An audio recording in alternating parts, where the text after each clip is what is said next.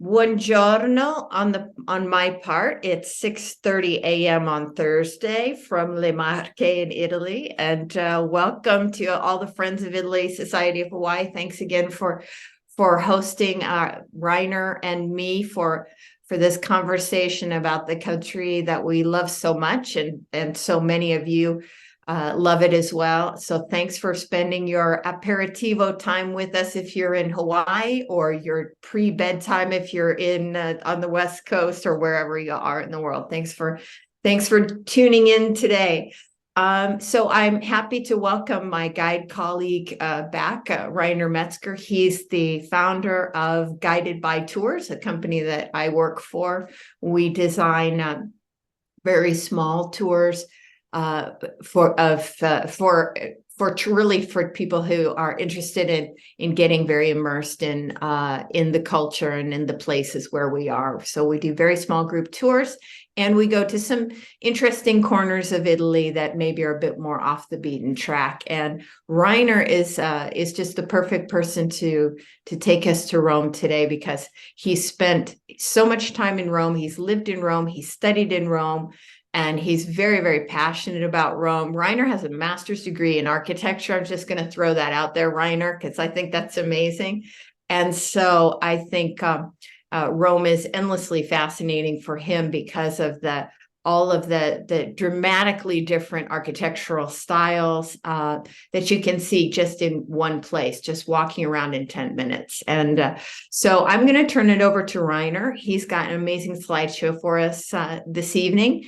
And I'm gonna try to sit on my hands and not interject too much, but I get pretty excited talking about the places that he's going to see and take us to. So we look forward to answering your questions after his presentation this evening.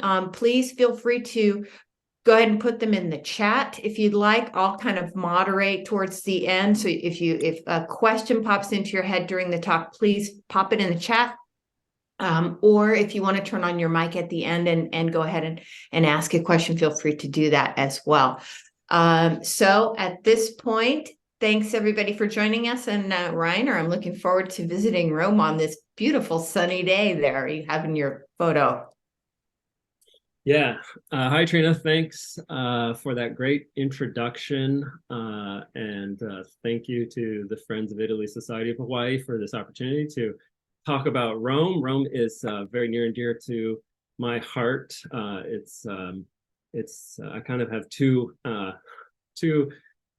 centers of my life, I think. I live in Seattle these days, but Rome is the other kind of pole of my existence. It's a place that I studied and worked in college, and then after college, and it's a place now that I love returning on tours. I love presenting Rome. I'm a lifelong student of the city of Rome, I like to think, because as we'll get in here today to talk about, Rome is just absolutely kind of overwhelming. And the way to sort of make sense of Rome is to kind of understand it as first and foremost as a kind of feeling, a way to sort of feel history.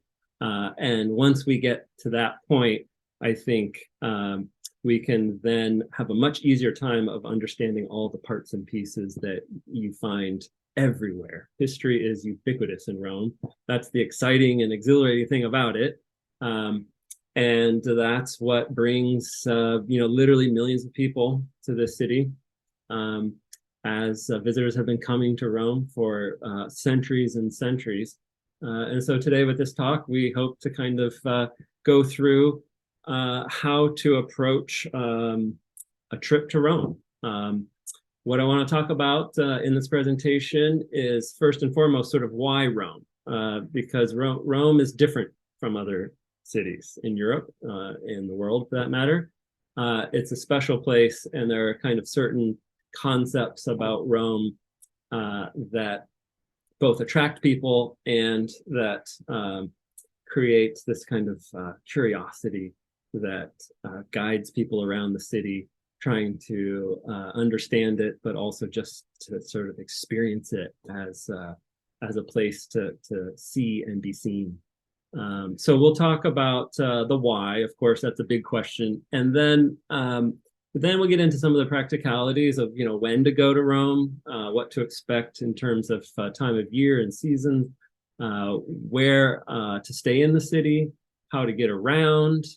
And then, Rome is a place that has big sort of bucket list, mega sightseeing opportunities, places that you've probably heard of before.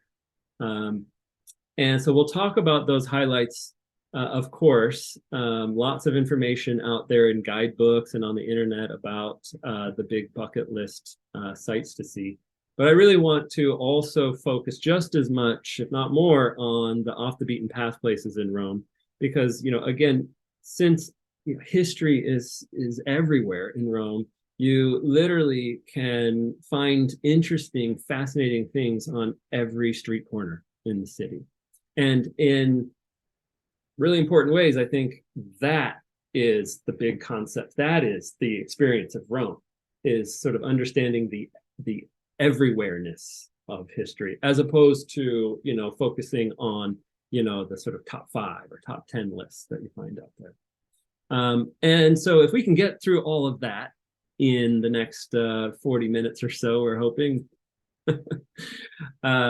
then we can, of course, talk about what to eat, which is equally just as important. And so we'll be building our appetite as we kind of make our way through this conversation about Rome. So Rome is a city that has some 3,000 years of human history. And that can be very challenging to try to understand, to contain in our heads. But Rome is a city that has a birth date. It has a sort of traditional birth date of April 21st, 753 BC. So they just celebrated just a little under a month ago. That puts Rome at about 2,776 years, I think, if my math is correct, right? But there's actually archaeological evidence that goes back 3,000 years ago that humans have settled in this city. And so over the course of all of those centuries, those 30 centuries, Rome has been built up, and then it has been knocked down. And so there's this kind of constant, growth and decay in Rome. And so when you look across the skyline, as you do in this image here, you see parts and pieces from all these different centuries. And so you see, of course, the famous Baroque domes on the churches. You see the steeples on the bell towers of those churches. There are something like 700 plus churches in Rome. Okay, so just right there, that's overwhelming. But we can see over, let's see, can you all see my cursor here? Trina, can you see my cursor on my point? Yeah, so we have over here, this is the dome on the ancient Roman Pantheon. We'll talk about that in a little bit. Here are these Baroque church domes that I mentioned earlier. Here is Michelangelo's Renaissance facade of the City Hall on the Capitoline Hill. That's built on top of a medieval building that was built on top of an ancient Roman archive that is part of, that makes the sort of back end of the ancient Roman Forum. Right there, we have a good example of the layering of all of those centuries of history. This big building on the skyline here is actually a monument to the nation of Italy, it dates from 1910. Okay, so it's relatively new. Actually, it's a neoclassical building. And then we can just see beyond that to the left, there is a little piece of the ancient Roman Colosseum. So people have been trying to make sense of this city for centuries. And so here is a view of the ancient Roman Forum. This was the center of the ancient Roman Empire that goes back 2,000 years. Rome peaks 2,000 years ago. And so the ancient Roman Empire existed for more or less 500 years. It begins about 500 years before the time of Christ, and then goes for another 500 years after. So it's about 1,000-year period. And even within those thousands of years, you have centuries where Rome was built up, where it was invaded and it was sacked, it was attacked, and it was burned to the ground. And so there's parts and pieces of just even the ancient part of the city that create this kind of mix, or this jumble of scattered ruins that have been found, have been dug up, have been re-erected, have been restored, and have been put on display now. And it creates this kind of beautiful mess. So we're looking at the ancient Roman Forum, the center, the political center, the economic center of the ancient Roman capital. Here we have the Arch of Titus, Roman emperor, from the 1st century AD in the midground. And then, of course, we have the Colosseum, the largest of the ancient Roman constructions, in the background, the great site of all those incredible gladiator battles and big spectacles that the Roman emperors put on to entertain and to propagandize the masses. We'll talk about that later. But really what we're seeing here, even in the Colosseum, we're really only seeing half of the Colosseum that was originally constructed. Half of it, since the fall of the ancient Roman Empire, has fallen away. It has been destroyed. It was knocked down by earthquakes, or it was scavenged by people in the later centuries that found no more use for this giant construction, and instead used it as a quarry for building materials to be harvested and carried off, carted off, and used elsewhere in the city to build other things. And so even in the Colosseum, you have sort of layers of intervention and history that have happened in the in the 1,500 years that have passed since the fall of the ancient Roman Empire. So how are we supposed to contain all this history in our heads? People that try to quantify the city with facts and figures and names and dates very quickly get overwhelmed, I think.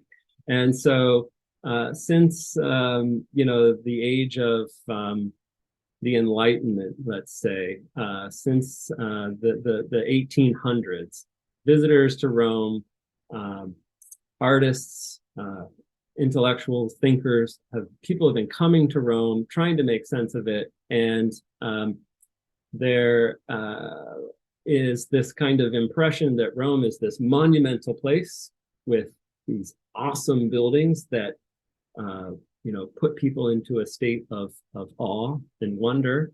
And then there's also this kind of sense of this sort of hard life of Rome, the nitty-gritty, the daily the burden of living within all of these historic ruins, trying to get on with the realities of daily life.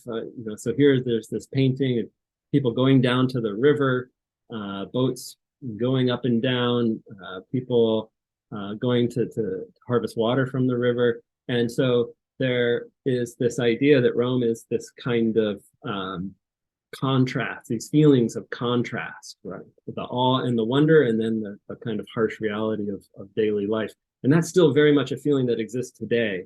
But it begins late 1700s, early 1800s with the Romantics, and that word, the Romanticism, the Romantics that came to the city were taken by this kind of feeling that was special and unique here due to its history, and they started creating works of art in this, inspired by this idea of Romanticism, of sort of celebrating the melancholy, let's call it, of the past, and carrying that feeling forward into the future. So backing up here a little bit to try to kind of articulate this feeling about Rome, what it is, that specialness about Rome. that if we can kind of wrap our minds around it and sort of dig into it and understand it, then we can take that and I think we'll be able to make much better sense of both the big sites and the little sites. And so to kind of understand that historical kind of feeling in the city, it's good just to kind of review some real quick basic history here. So Rome is the capital of Italy, the nation state of Italy, right? Which is the peninsula that sort of comes down into the middle of the Mediterranean Sea here. But the ancient Roman Empire was a vast territory that at the peak, at around this year of 117 AD, right at the time of the Emperor Hadrian, is a name that you will hear a lot in Rome. Rome had conquered the entire Mediterranean world. So it conquers, all of Spain and Iberia, the Iberian Peninsula, North Africa, right?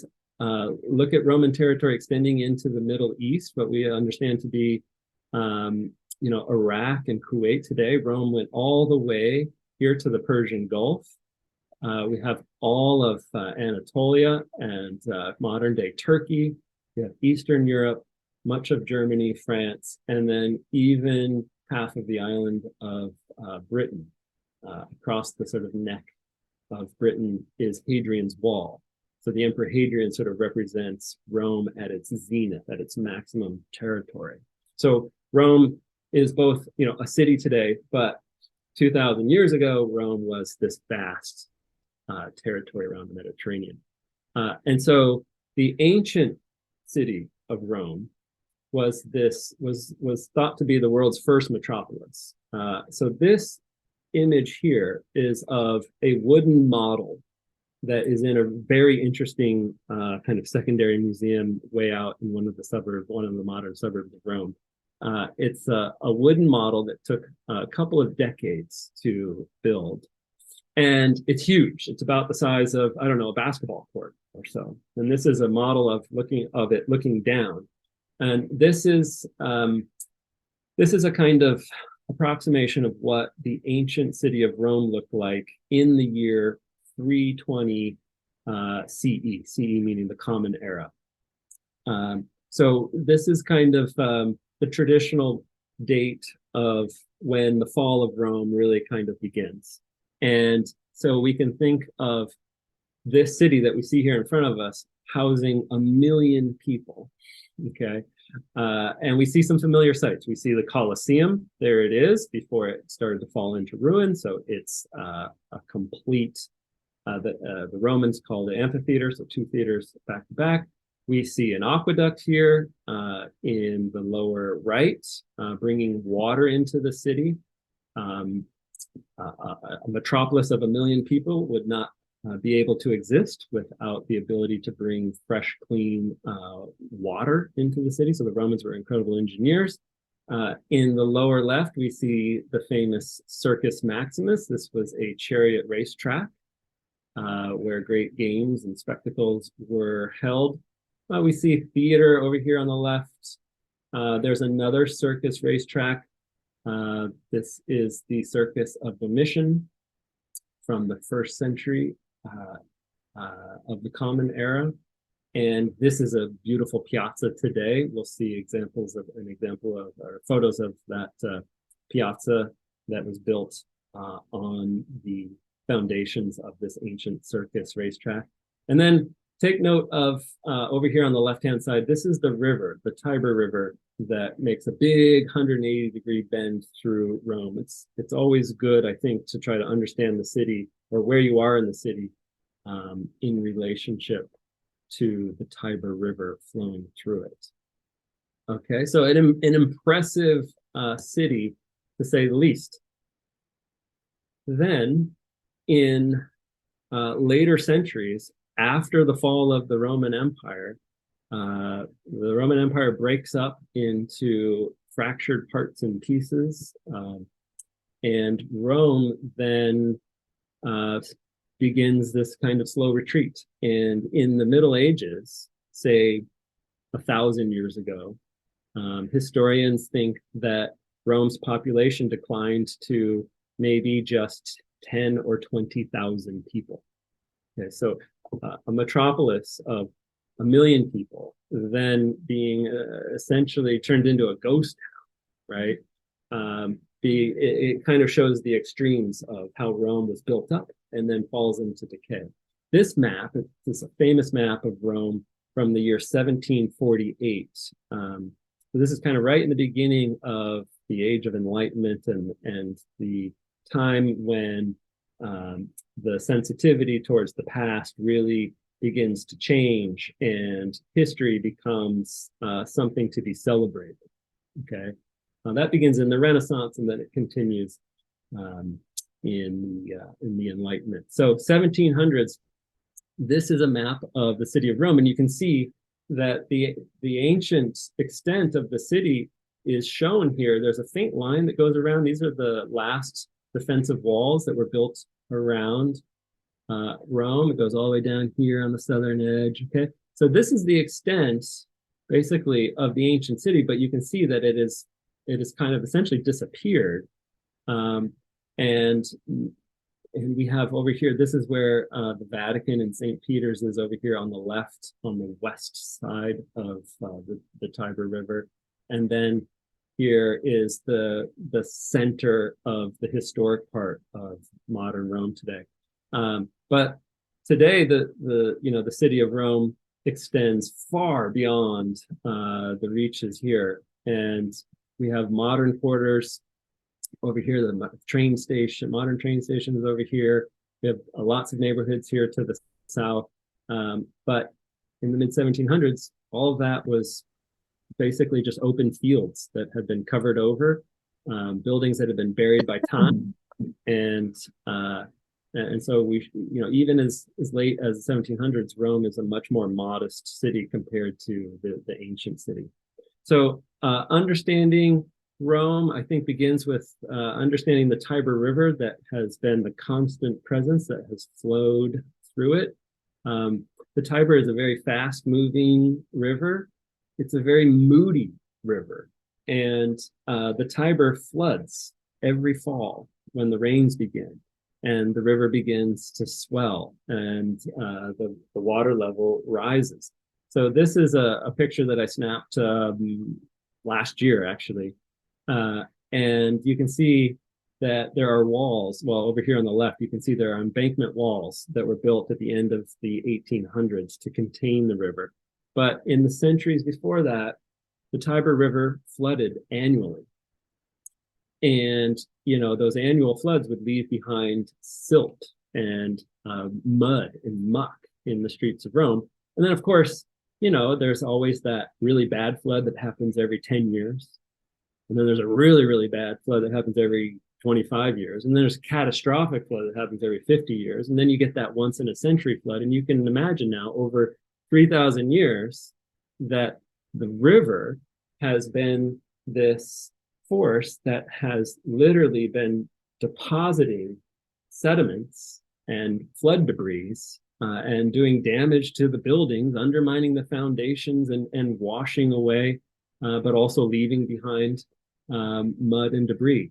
And so understanding how the ground level in Rome has built up and then been excavated down is really one of the fundamental things that helps us understand how all of those centuries of history have passed. And there's a really good example of this right here in the Roman Forum that I want to show you.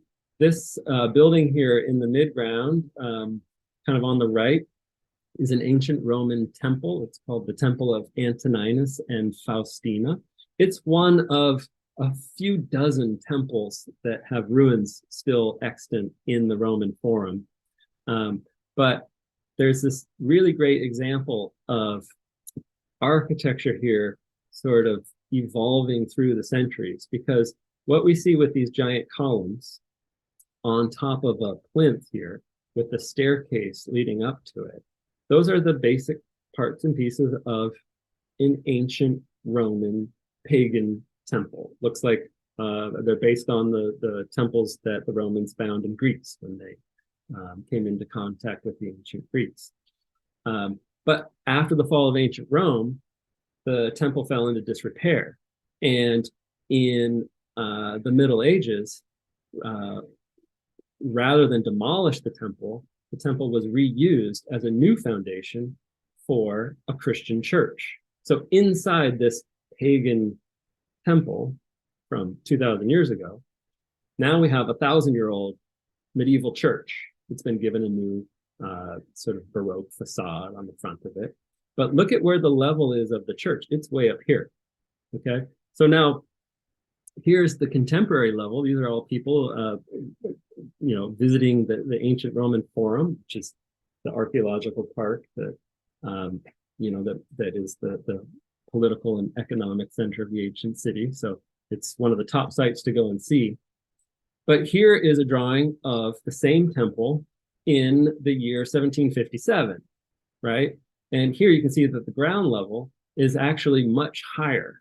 And so, 250 years ago or so, the area where those people were walking was actually, the ground level was much higher than where those people are walking now.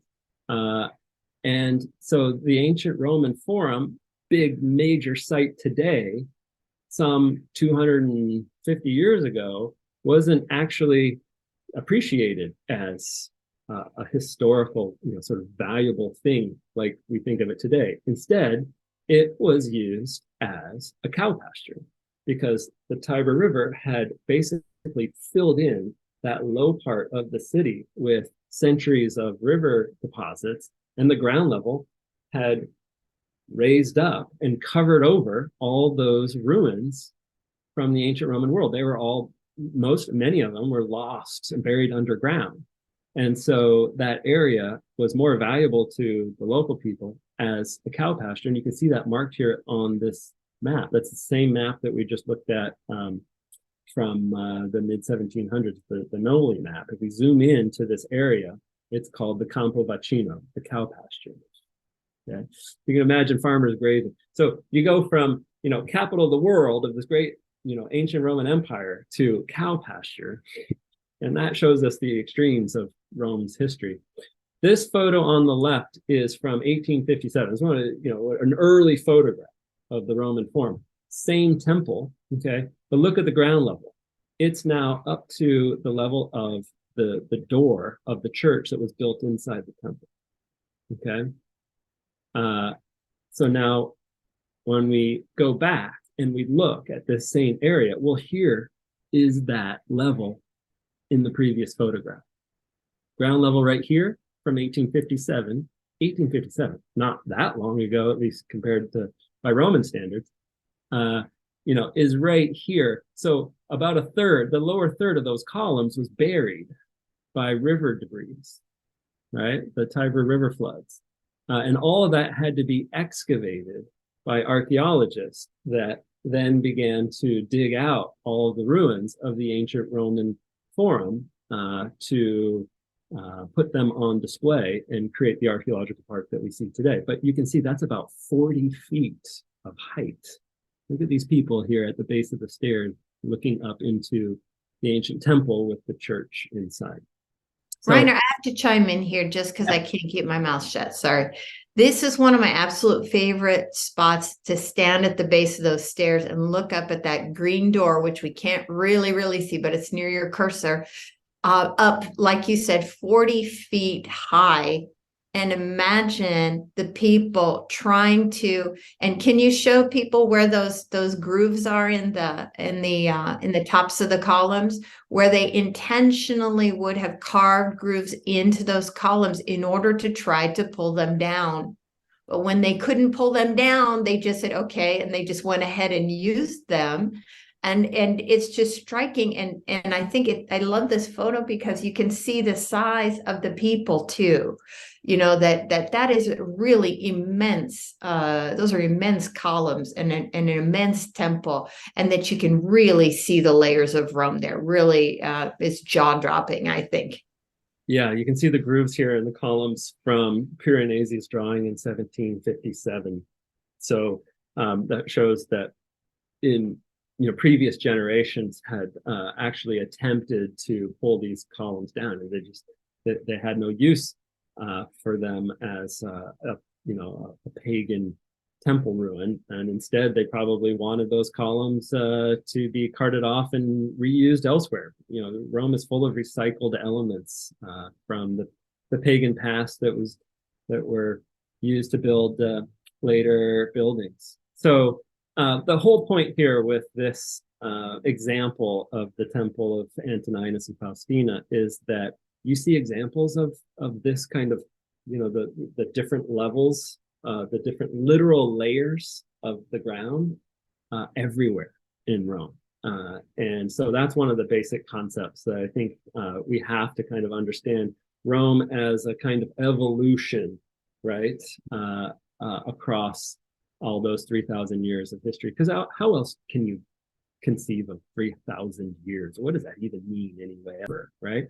But once you know to look for areas where the ground level has been dug out, and you understand that wherever you're walking in Rome today in 2023, right, the ancient city is about 20, 30 feet below where you're standing. So this is Piazza Navona, and this is one of the great kind of public spaces of Rome. Rome has this wonderful street atmosphere. People have been coming and enjoying the city and just enjoying being immersed in all of this history, coming to see the sights, but also coming to enjoy that kind of special feeling of romanticism that pervades everything and everywhere. There are so many wonderful little quiet back streets that lead into these big piazzas and famous fountains that we'll see here in a minute. There are people people always getting out and enjoying the streets. There are little cafes like you see here. There's just wonderful street life as people really enjoy that special feeling that Rome gives. That is unique and different. There's street musicians everywhere.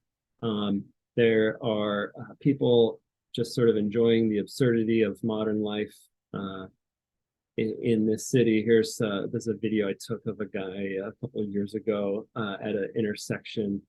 He's actually famous in Rome, this guy, because he can just go on for, I only got the last 20 seconds there, but he had been going for a minute before that. And so he just stands at the intersection and people are impressed with his ability to head the soccer ball, and he gets a couple of euros for doing that. And you see strange, bizarre scenes like that everywhere in Rome.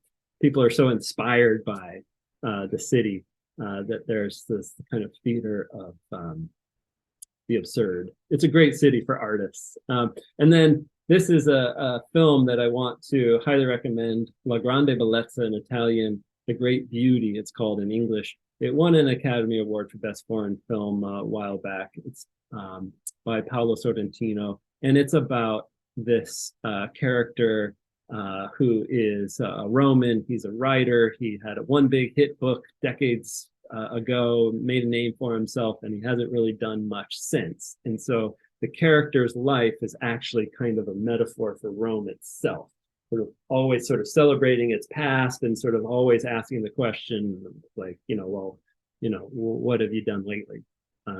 And so that contradiction between past and present that is inspiring in a lot of ways in the city inspires the storyline of this character. It's an artsy film. Highly recommend it if you haven't seen it. If you're planning a trip to Rome, I would put this as a must-see film.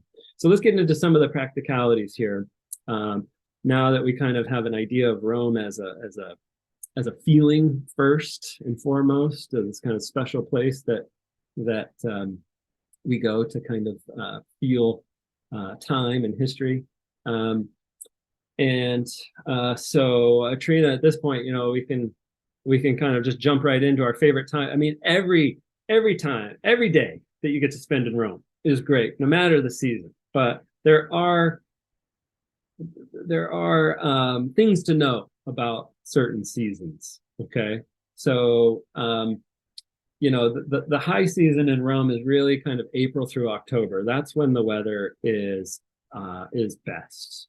Despite Trina being, well, Trina, right now you're a couple hours east of Rome, and you've had rain for the last or so, Yes. right? Right. So, Yeah. spring showers, can happen. But basically from Easter all the way through to the end of October, and even November 1st is a big holiday in Rome, All Saints Day. And that kind of marks the traditional high season. So Rome is going to be crowded, basically full of people, bursting at the seams, it would seem, between those months and even beyond. This is a view of the ancient Roman Forum, and I think it shows a good view of all the mix of different ruins that we have here. Each one of these from a different century, right, of just even the 10 centuries of ancient history. So Rome can get quite busy, quite crowded. It's one of the sort of bucket list cities for travelers, people wanting to get out and experience the world. Rome is still today a kind of world capital in a way. And so big famous sites are going to be crowded. You just have to expect that in Rome. It's part of the atmosphere. In some ways, it's part of the charm, but in other ways, it's part of the kind of burden or the heaviness of the city. This is the Trevi Fountain, okay, on a hot summer day, and you can see the huge crowds of people all jostling to get a good view of the fountain to take a picture.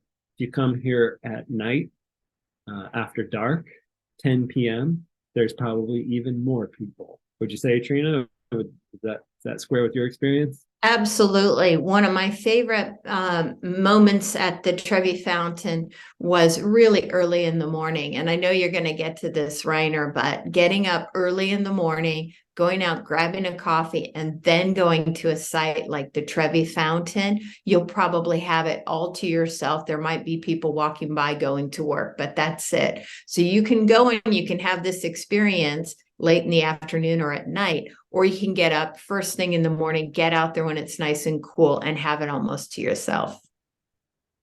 Absolutely agree. If you're going in June, you'll beat the heat, and you'll have the Trevi Fountain all to yourself if you go at 6:30 in the morning, 7:30 in the morning, and it starts to pick up after that. But it's a real treat to be able to do that.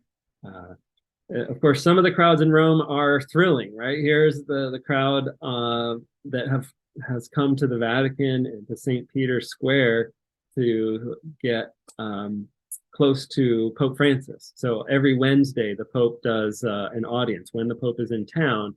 And so tens of thousands of people will come to St. Peter's Square. That's certainly something that you can participate in on Wednesday mornings if the Pope is in town. So some crowds have this kind of electric atmosphere, like with the buzzing with the excitement of seeing the Pope.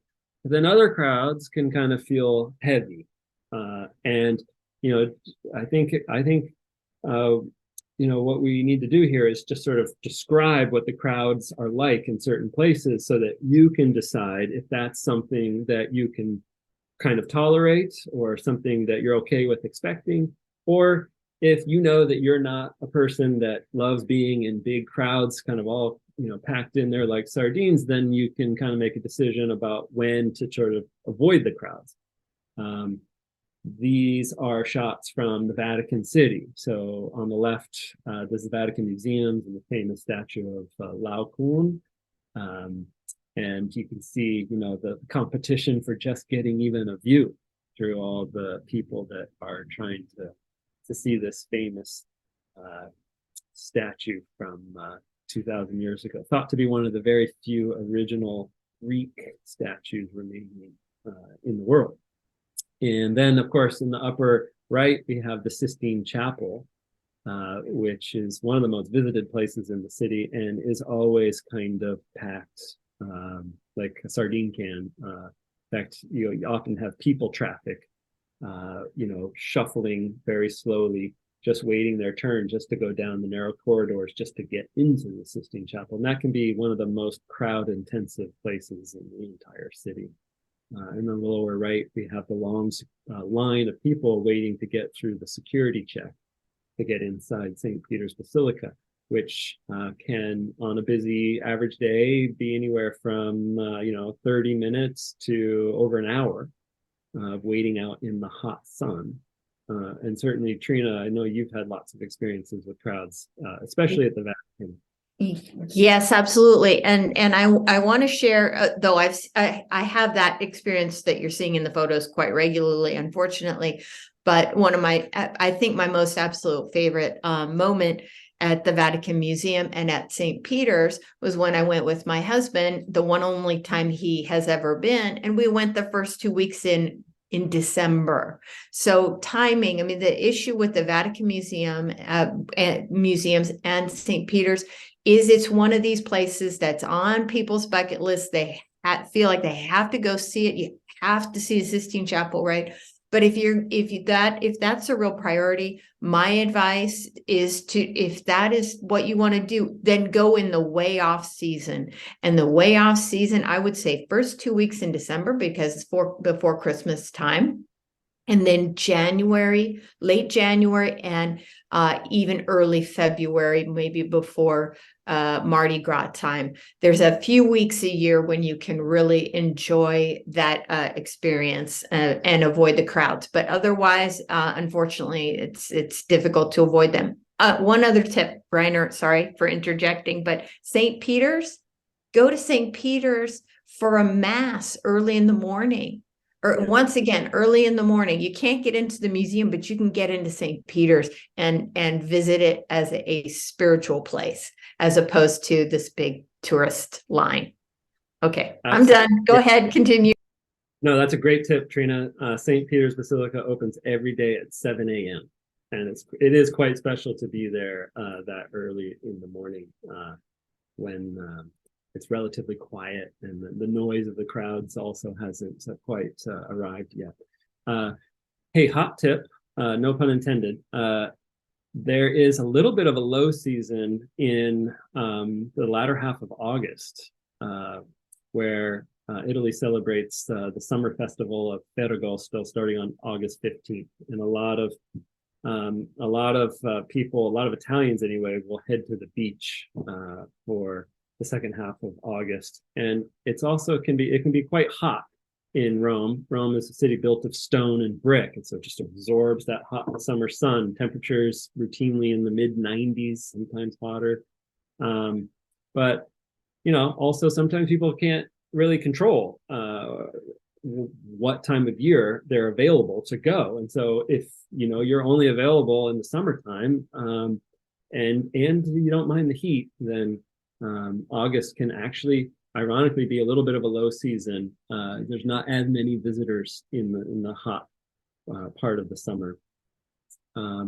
So my favorite time to go is going to be late October and November.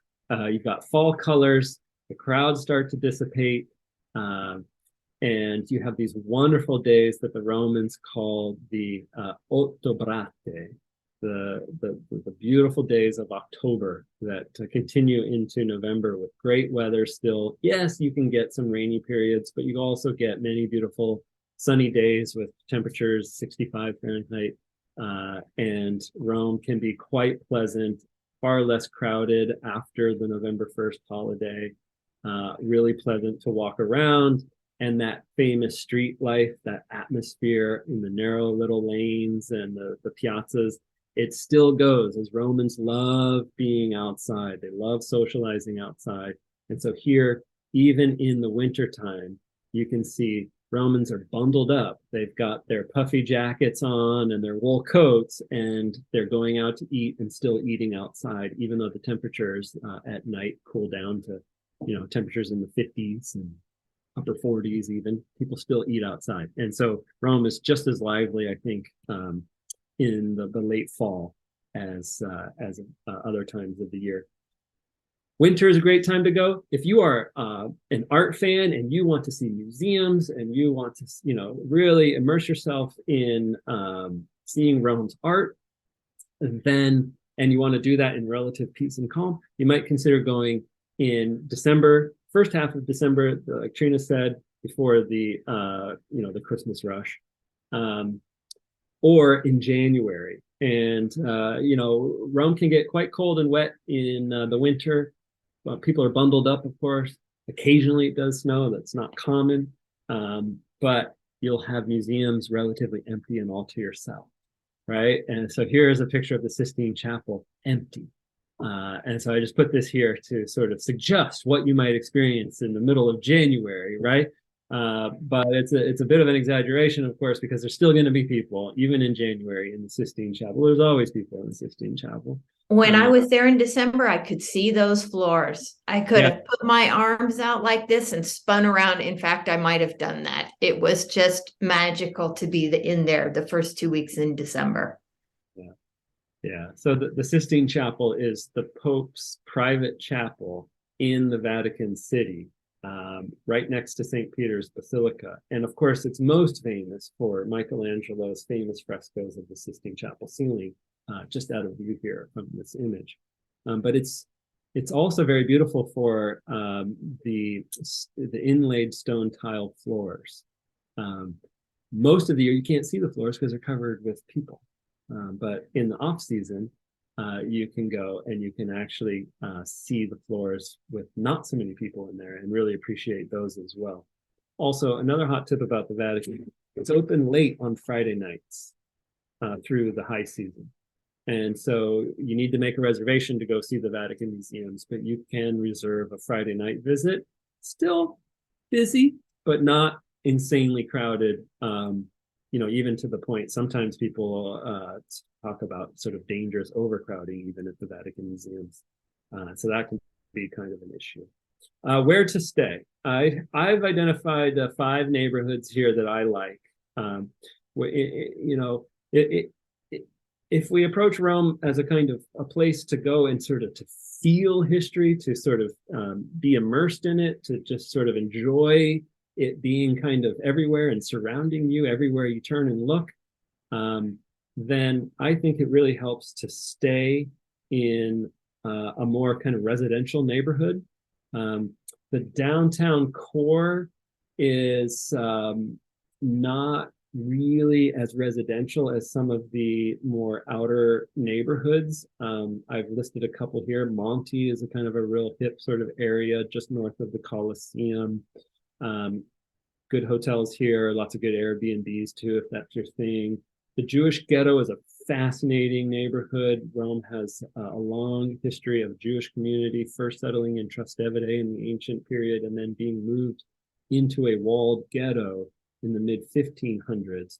Those walls stood until Rome became the capital of the modern nation state of Italy in 1870. So fascinating, interesting history there, and a neighborhood that persisted despite all of the forces working against it in those years.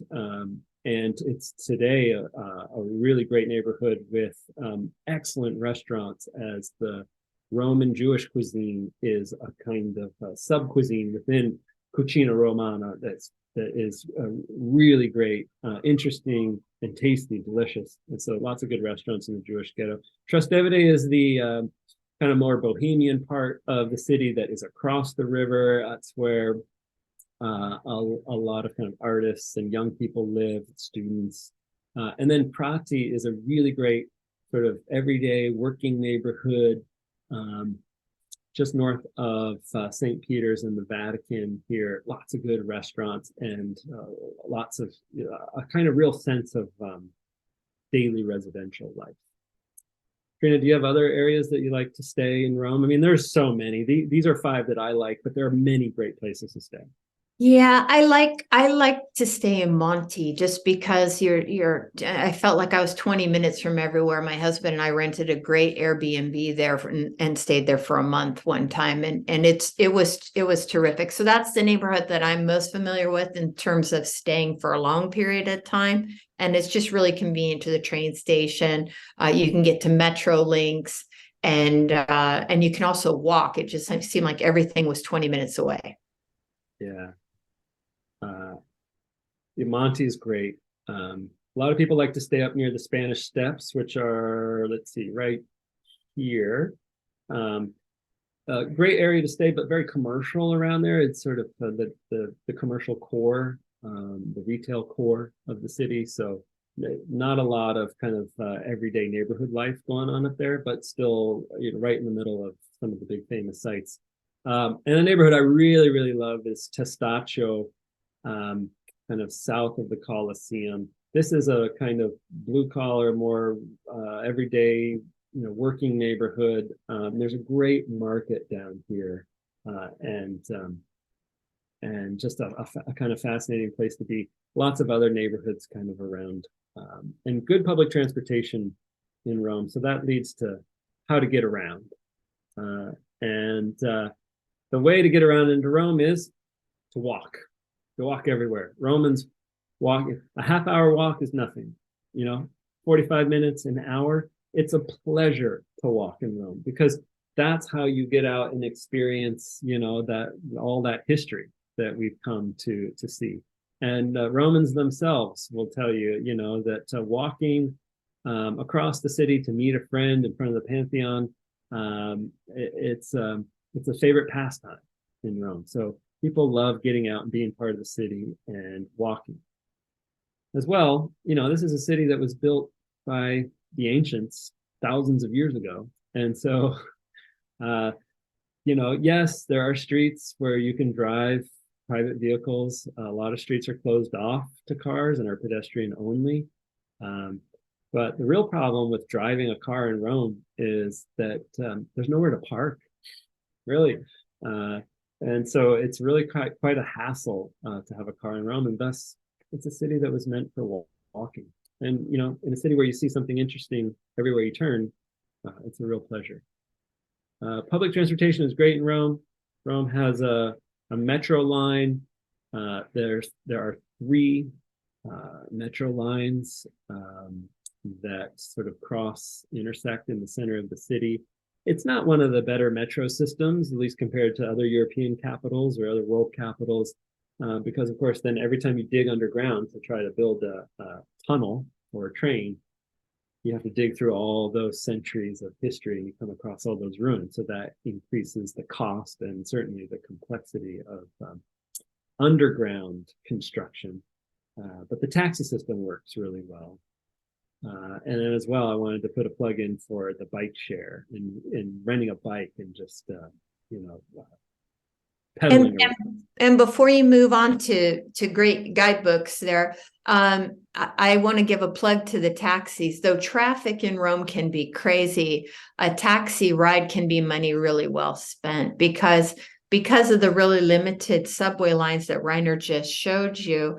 If you are exhausted and, it would take you 20 minutes to get to a subway line and then another 20 minutes at the other end or something, oftentimes a taxi can be a really good use of money to save yourself some energy. And the taxi rates are generally very fair. Just insist on the meter. But I think Rome personally is a great taxi town.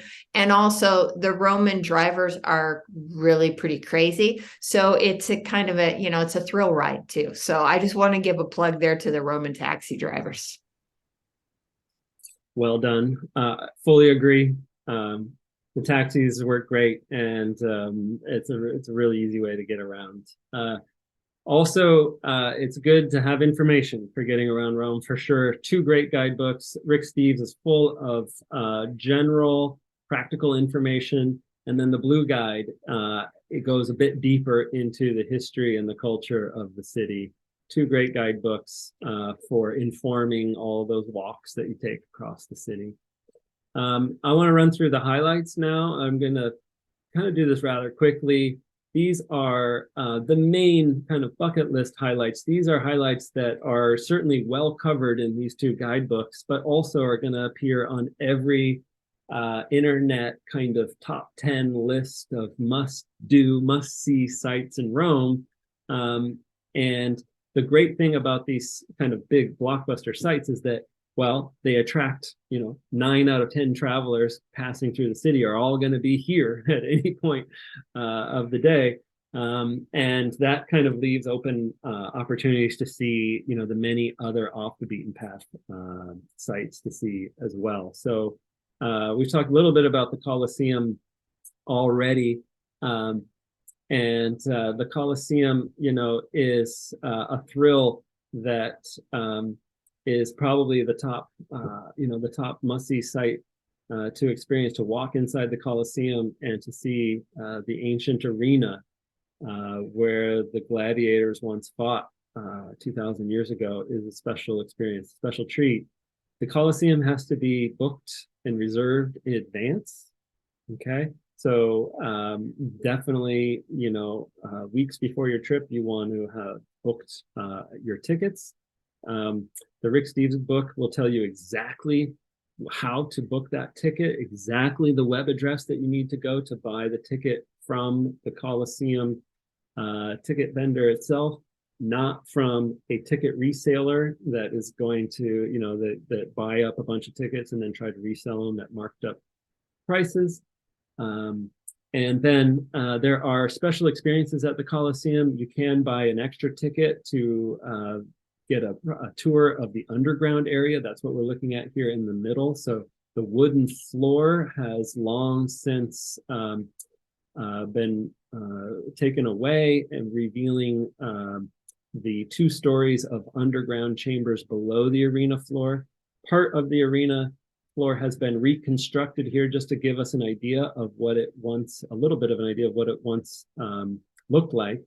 But this also gives me a chance to tell you about a very special, there's only a few entrances per day. There's a very special entrance into the Colosseum called the Stern entrance. And you'll see it, you have to hunt for it on the website, but you can reserve a special Stern entrance ticket at a special time, at a reserved time, to come into the Colosseum, and you would enter in from the east side of the Colosseum, and they allow you to walk in on axis into the arena as if you were an arriving gladiator, and you can kind of imagine yourself being in, being Russell Crowe in Gladiator, the movie or something. It's pretty thrilling. Before you leave the Colosseum, that is a really special experience. If you're going to go to the Colosseum, you're going to go all the way, especially from Hawaii, and you haven't been to the Colosseum before, going in and paying the extra money and getting an opportunity to walk at the arena level of the Colosseum, and then of course you have access to the upper areas as well. But that's a really magical experience to walk in and be at the level of the gladiators. That's really being there, I think. Absolutely. A lot of people, of course, want to see St. Peter's Basilica and the Vatican City, home of the Catholic Church, home of the Pope. This is a special pilgrimage for a lot of people. I think we've already talked about, how best to experience that early in the morning.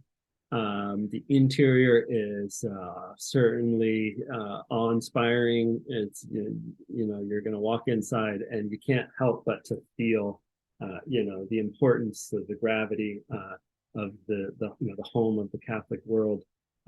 It's a special experience. The Vatican museums next to St. Peter's Basilica have a separate entrance around. That is a reserved ticket entry as well. So you got to book that in advance. Incredible art to be seen at the Vatican City. Of course, the Laocoon statue, the Greek original statue, is one of the highlights of the Vatican museums. And then back in St. Peter's Basilica is Michelangelo's very moving Pietà, showing the Virgin Mary holding the crucified body of her son Jesus in her lap. This is by Michelangelo when he was 24 years old, so it dates from the year 1499, and is just an incredible sculpture to see. The Pantheon. The Pantheon is the ancient Roman temple to all of the pagan gods. And it is the best preserved example of Roman interior architecture, I think. The Colosseum is the biggest construction the Pantheon is the best work of architecture, I think, from the ancient world. So it dates from around the year 126 AD, thereabouts, built during the reign of the Emperor Hadrian. So right, again, as Rome reaches its zenith in terms of its territory. And so this is a temple that looks very much like a typical Roman, Greco-Roman temple, with a colonnade on the front and that triangular pedimented roof on top. When you walk through the colonnade and you step inside, though, you're entering into a thoroughly Roman space. This is a round, domed interior with a span of 142 feet across, and it is awe-inspiring. My jaw drops every time I walk through that door and into the Pantheon. It's a hemispherical dome, so that means that the diameter of the dome is exactly equal to the height, and so a theoretical sphere could fit inside. It's made out of Roman concrete. Only recently have scientists figured out how the Romans were able to build such strong, sturdy concrete that lasted all through the centuries without using any steel reinforcing as we do with modern concrete.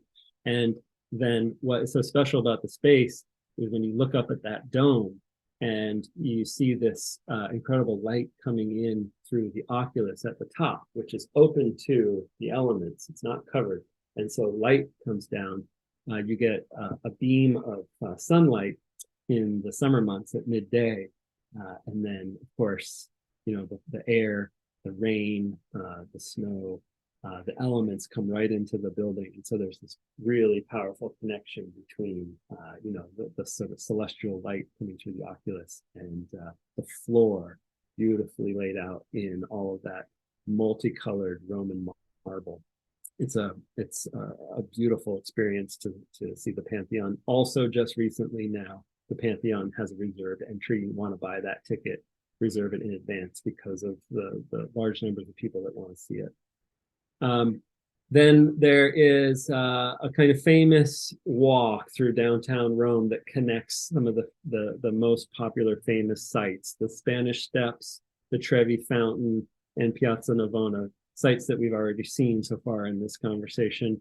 It's about a 20-minute walk to go from the Spanish Steps down to the Trevi and then across to the Piazza Navona. What's great about this walk, though, is that you're going to come across so many other incredible sites along the way.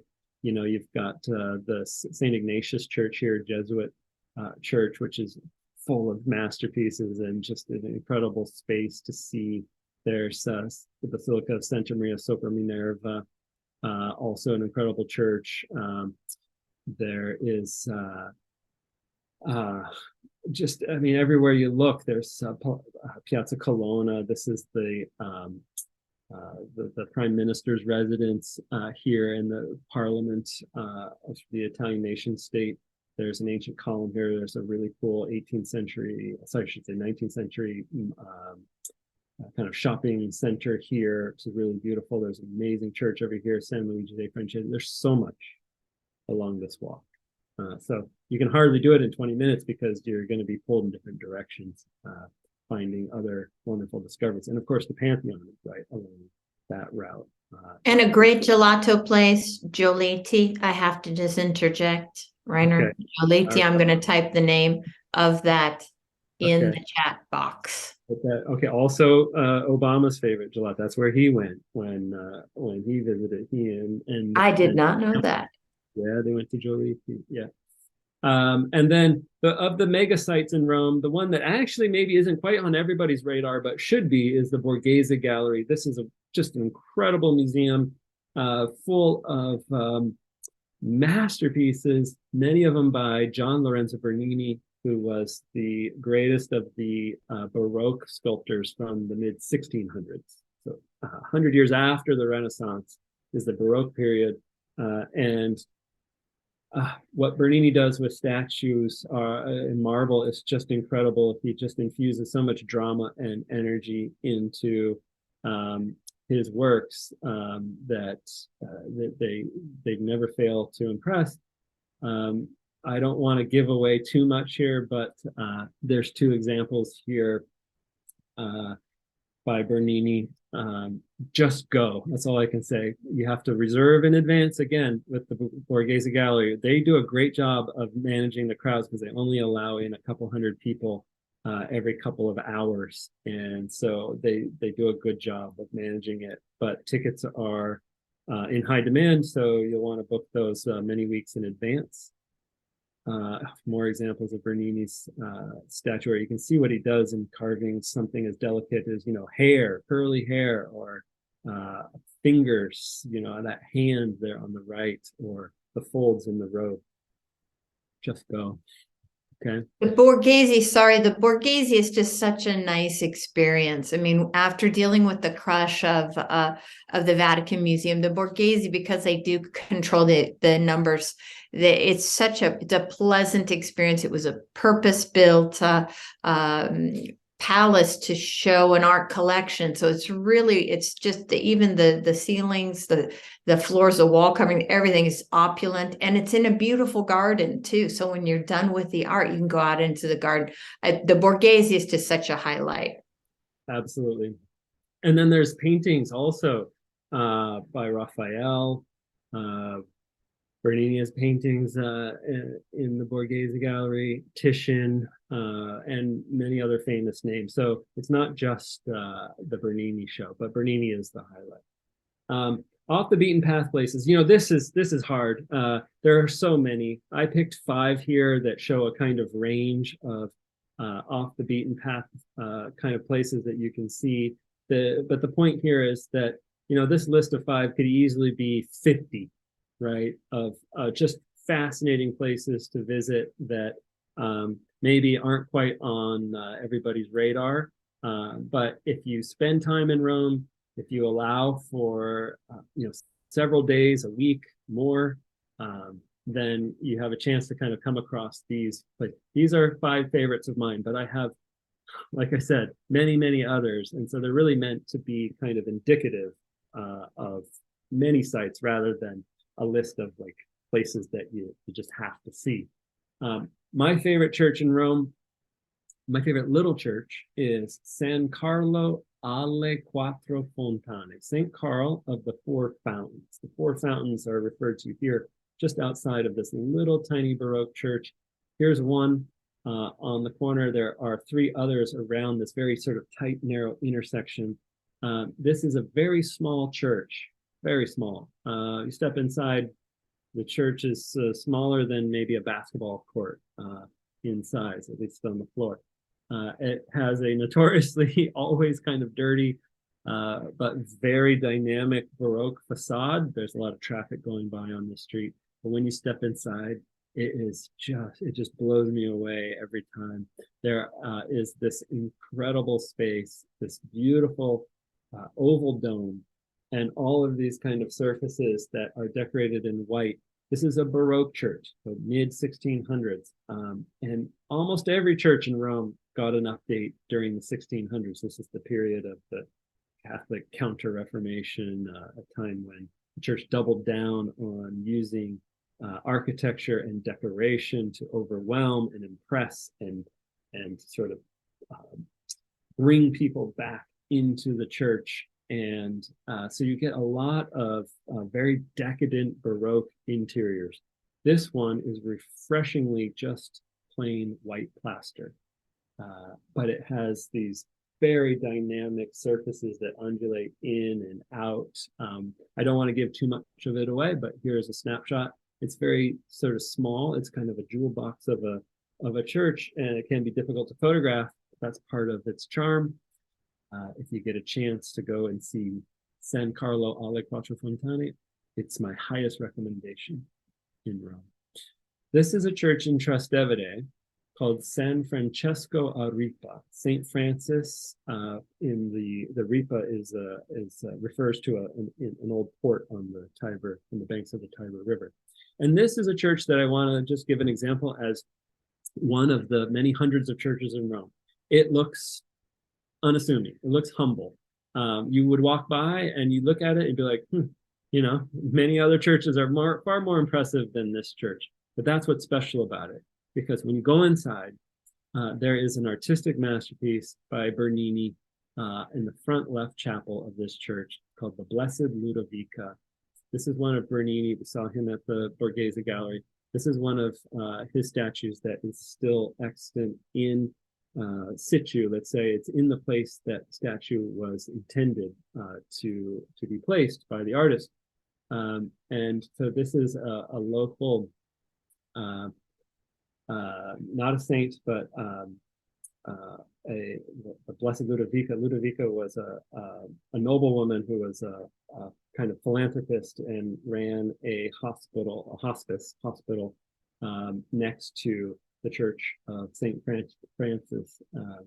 And she was known for having these very sort of ecstatic, divine kind of interventions with Christ. And so she was beatified, that's the word I was looking for, but not yet canonized as a saint. And she's depicted here by Bernini in this very Baroque, very dramatic, very emotional statue of her sort of reclining back in ecstasy. It's very similar to a statue that's probably more famous than this one, actually not far from St. Carl the Four Fountains, called The Ecstasy of St. Teresa.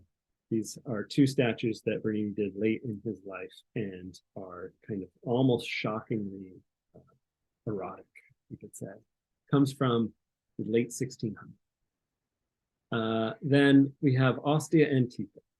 Ostia is about 15 miles to the west of the city of Rome.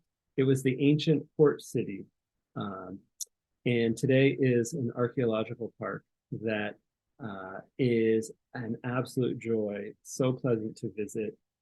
It gets very few visitors compared to some of the big archaeological sites in Rome, and gives the visitor a really great impression of what daily life was like in ancient Rome, because the port was not a city that was built up with big important temples and palaces and monuments, but instead was full of warehouses and workshops. Shipbuilding was going on there. The Roman military was staged out at Ostia. And so this is a really great place to go and kind of channel your inner Indiana Jones. Lots of great underground spaces in Ostia, and a place to learn about the different religious communities that existed in the ancient world. Jewish community was at Ostia, and there was the cult of Mithras, which was very popular in the 1st and 2nd centuries AD with Roman soldiers. It was a religious cult that came from the East and was practiced in secret because, of course, it was persecuted by the pagan authorities in Rome, but was practiced in places like Ostia among the workers and the soldiers. And there are Mithraeums that you can go visit in Ostia that are fun to kind of discover. Lots of great little sites to see at Ostia. A great day trip. Before you leave Ostia, I just want to say, if you're going to Rome and you can't get to down to Pompeii, which really, you need to spend some time at Pompeii or Herculaneum. I think I agree with you, Rainer, completely that this is a really great option to get out of the city for the day. It's very green out there. There's a lot of space, and you can pretty much get out there on a metro ticket. It's a local train. You can get out there. You can be out there in less than an hour, if I remember correctly. And I know the Rick Steves guidebook will explain how to get out there, but it's really worth it if you're just going to be in Rome and you're not going any further south, to really see a place where people lived. And you can see cafes, you can see a public toilet, all the everyday life of ancient Rome, as opposed to, like Rainer said, those monuments. So I highly recommend Ostia. All right, solid endorsement. Two modern sites. These are museums, contemporary art galleries. Rome has modern buildings as well. And these are places that show temporary exhibits by world-class artists that are invited to come and show their works. Both of these modern art galleries and museums are places that have been built into old kind of 18th century buildings. So the one on the left is the Macro Art Gallery, and that is built into an old bottling plant. Actually, both images here are the Macro in the old bottling plant. And then there is Zaha Hadid's Maxi Museum. It's a museum of the 21st century, so all contemporary art on display at the Maxi. And this is in the old, the Olympic Quarter from the 1950s, and is this very modern, hyper-modern museum that is really cool to walk through. It's been open now for going on 15 years or so. But has kind of put Rome on the map of contemporary art. So not everything is about the ancient past. And then finally, the Testaccio Market is an offbeat place to go. Testaccio is the neighborhood I mentioned before we're staying in. The market is amazing. It's a daily market, residential market.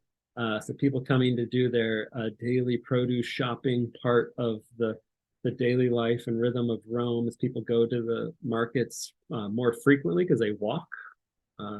Keeps people generally fit and well fed. So in the middle there is famous sandwich shop Mordi and Bai that does amazing sandwiches. This on the right is guanciale, that's cured pork cheek, which is a staple in many Roman pasta dishes. At the market, so many good kind of street eats that you can get into.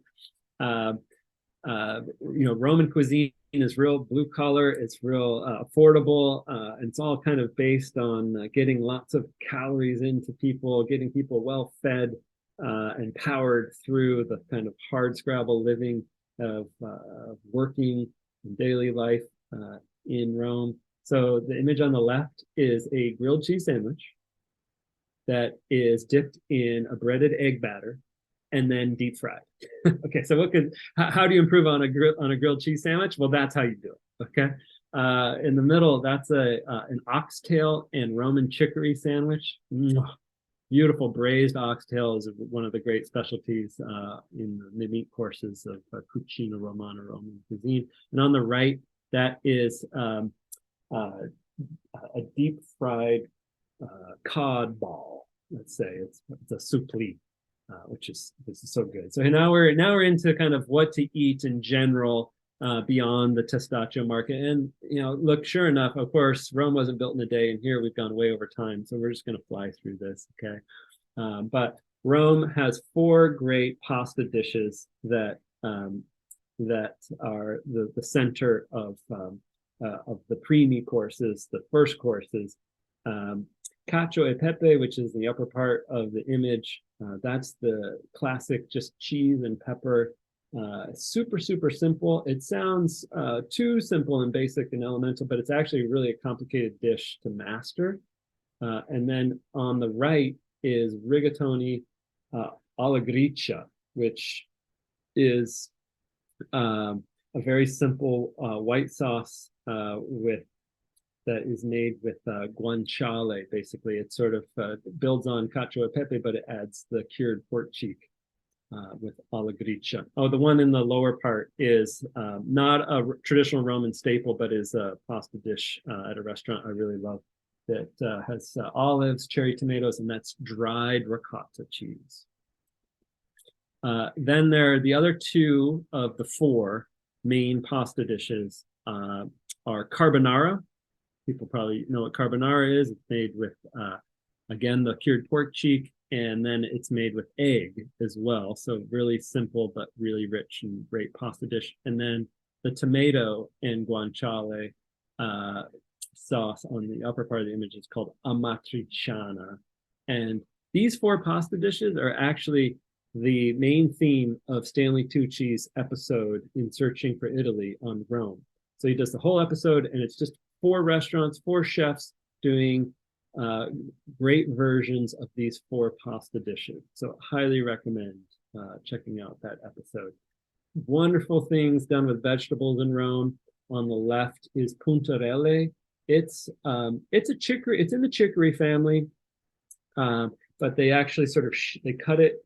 They shave it into long strands, and then it gets sautéed with olive oil. Sometimes chopped anchovy, and then lemon on top, and it is so good. I love puntarelle. Then chicory, Roman chicory, is the sautéed green. Chicory grows everywhere in the cracks of the sidewalks even, and you'll find it on every Roman menu. It doesn't look very good, but I promise you it tastes so good if you like greens. And then the famous Roman artichokes. This is the Jewish artichoke found in the Jewish ghetto, also other places. It's twice fried, so it has really crispy edges, and then the artichoke part is so wonderful and good. Roman pizza, lots of different styles of pizza. There's pizza by the slice, which is done sheet pan pizza, and you just they cut off a square and they measure it up by weight, and that's pizza that you eat typically on your feet, and you get either as a kind of quick lunch snack or a light lunch, maybe let's call it, or an early evening snack. And it's sort of fast food and lots of gourmet sheet pan pizza. Pizza al taglio, it's called in Italian. On the right is Roman style pizza, which is super thin cut, super thin, and very light pizza. It's everybody eats their own pizza. It doesn't come sliced. You got a fork and knife, cut it yourself, and a lot of fun. Roman pizza is great because you can eat a whole pizza by yourself because the crust is so thin that you still have room for other things, including dessert. And then there's a soupli ball, one of those deep fried rice balls that you'll find as a kind of common street food. Really fun. With cheese, you can find it with porcini mushrooms, you can find it with amatriciana sauce inside, you can find it with oxtail inside. We saw one earlier with cod. So good. Final food slide here, and maybe really the most simple and elemental one. Italian cuisine is so basic and wonderful. It just gets down to the kind of essence of just pure, simple food ingredients. And one of the best ways to celebrate that kind of spirit of Italian cooking in Rome, anyway, is to just get a simple pizza bianca. And there's 2 amazing places to get pizza bianca. Pizza bianca is just white pizza is what it means, and it's just literally, it's just simple flatbread cooked in big long sheets, and you only get it in Rome, really, at least in this style, and you just get a small piece. You can eat it plain by itself, or you can have it as part of a sandwich with, say, some mortadella or anything else inside. And this is the thing, I think, that convinced me that life in Rome is going to be something that I really wanted to pursue. It literally changed my life, biting into pizza bianca. It costs nothing, super cheap. When it comes fresh out of the oven, it's a transcendental experience. I highly recommend everybody go to the Forno Campo dei Fiori, or just a couple blocks away, the famous Antico Forno Roscioli. Both places are internet famous now, and often have lines out the door. Roscioli especially, they have a restaurant down the street that is a hard reservation to get. Great place to go and eat, but amazing things in there. But start with the pizza bianca, feel that sort of basic, simple essence of Rome, and you're standing there on a street corner, on the hard cobblestones, surrounded by all this history, and you just can't get any more Roman than that. So we'll wrap it up there. Thank you for your patience. We've gone a bit over time here, but Rome is worth it. I think there's a lot going on in Rome. We've only scratched the surface here, but in conclusion, if you approach Rome as a kind of evolution, this thing that's sort of constantly evolving, and if you can kind of feel that, if you can sense that, and understand that that's really the spirit, the most important thing of Rome, not necessarily any one particular site, then I think you're really starting to get it, and you'll have a great experience, and you won't kind of be overwhelmed by just the sheer monumentality of everything that you see there. So. I'm trying to twist Reiner's arm into bringing back his Rome city tour. So stay tuned at our guided by tour website, because Rainer might be bringing back a tour to Rome. So hopefully that'll be happening soon. Yeah, no, Trina, that will happen. That's happening in the fall of 2024. So the fall. Okay. Fall 2024, Rainer has got a tour going to Rome. I'm very happy to hear about that. And we'll say arrivederci for now. And thank you all. And thanks to the Friends of Italy Society of Hawaii for hosting us again. Thanks, everyone.